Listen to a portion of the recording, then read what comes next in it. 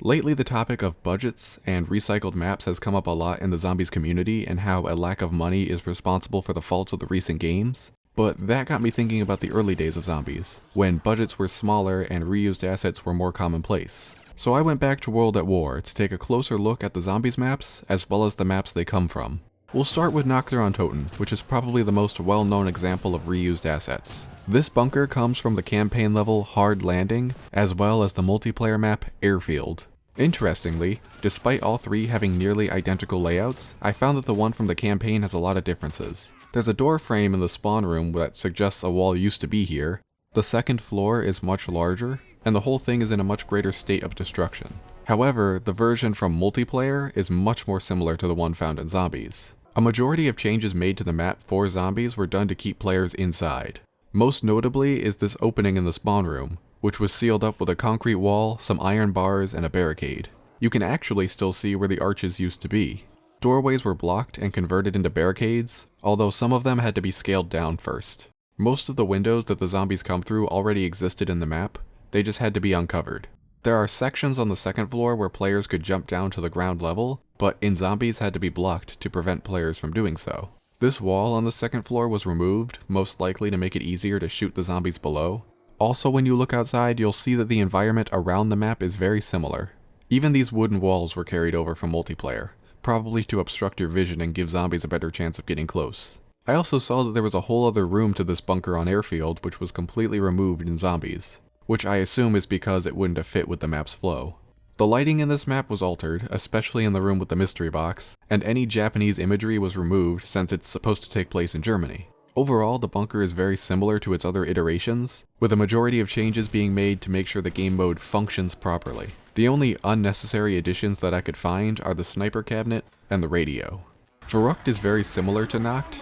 The building that it's based on comes from the campaign level Ring of Fire and the multiplayer map Asylum. However, the multiplayer map is actually quite different. The general layout is the same, but the rooms are altered and resized. Instead, it's the campaign level that Verruckt is more similar to.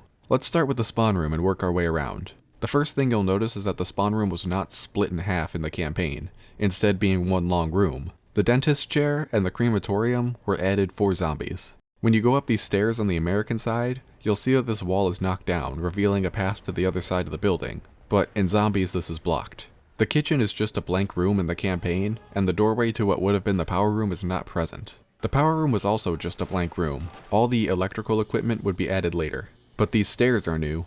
In the next room, the showers are not present. There's debris blocking the hallway where double tap would be, and the stairs leading back down to the spawn are completely absent.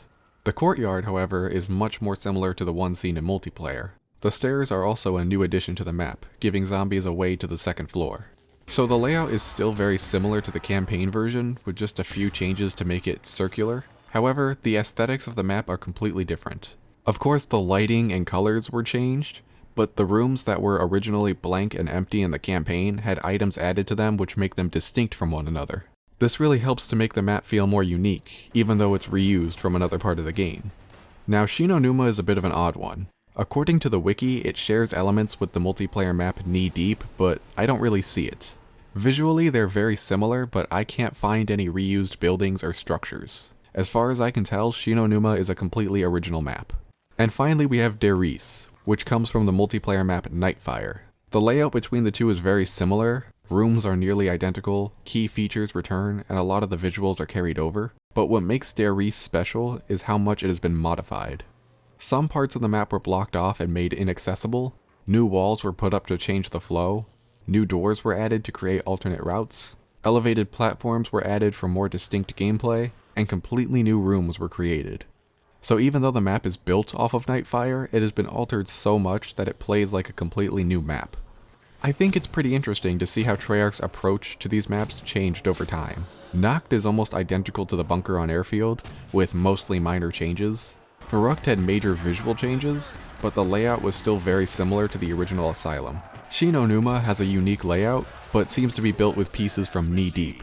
And Riese is still a reused version of Nightfire, but had a massive overhaul that makes it feel very different. I guess the main takeaway from all this is that a big budget is nice to have. After all, that's what gave us something like Black Ops 3. But good direction is far more important for making a good game.